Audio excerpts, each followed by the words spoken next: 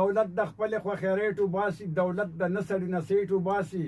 او دولت د غټو لغاړې ورکوي غریب به وسه خو په گیټو باسي او کمپیوټر جوړ دی د مالدار بچی له د غریب زویش په سلیټو باسي او توکل نیمنه د غریب نسوار د خان سیګریټو له پلیټو باسي زبردست زبردست په پروګرام کې ګورې نن موږ سره یو مېلمن ناست دی او تاسو ته واضح وي چې میراوس خان تنګیوال راغلی دی هلکه ستړي مه شئ په خیر علي خرکلي ته وایم ډېره مننه یاسین بھائی ستاسو ډېره زیاته شکریا ده کوم چې تاسو زه نن د خپل چینل ته راوغوښتم او بل دا زمونږ هم خپل چینل دی بالکل ځکه چې زمونږ د ضلع چارسده دا یو زرهیزه خاوره د هر قسم خلک پیدا کړی دی نو ما نه په ډېرو ځایونو کې لکه چې انټرویو اخیستې شوي دي او چې یاره د چارسده ساچیبه غوندې ضلع ده بالکل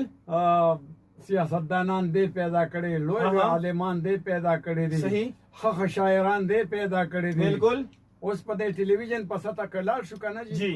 نو چې دې کې 15 د پېښور د سیمې وي او نو 15 په د چارسدې وي زبردست دا یوازې دغه نه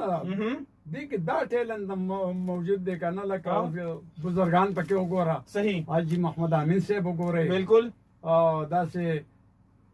که زمونږ اړخ ته راشو نو علمزیب مجاهد هم پکې د دې چارسدې دی دا اصلي کې د تنګي دی صحیح دا د تنګي دی د پلغني مجاهد زوی دی او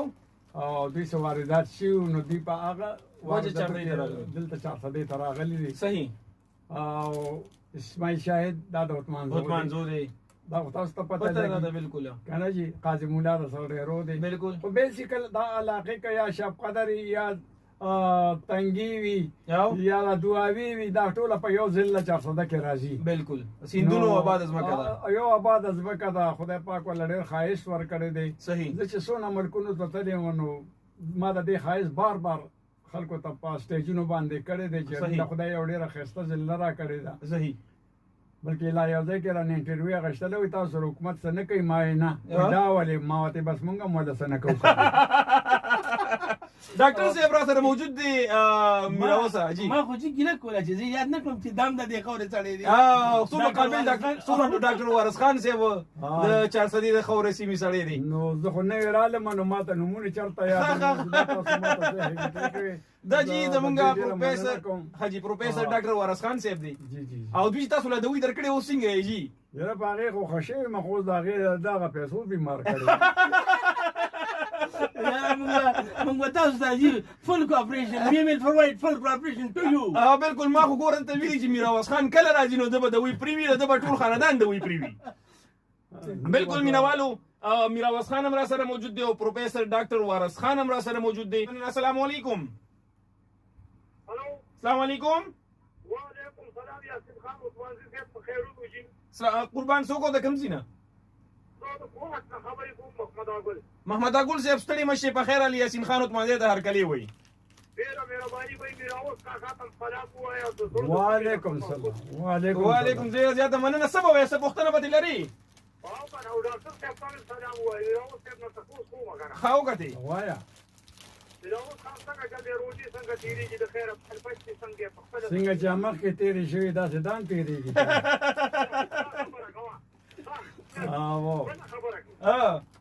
ویم چې څنګه یې زندګي دې څنګه تېرېږي په زړه غټ ارمان دې ستا خبرې اورېدل او بېګانه مې ورته انتظار وکړو د اوسه پورې وایه کمانېږي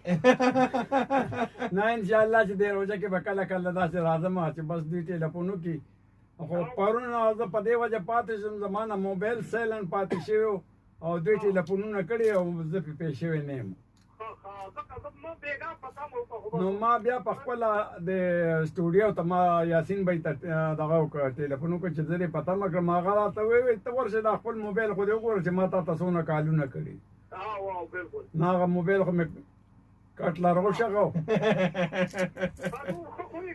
خیر جي سبوتوین غواړي نور ډېره زیاته مننه ورکه یو ورکوټې شعر به ورته ډالې کړو حاجي ډالې کړو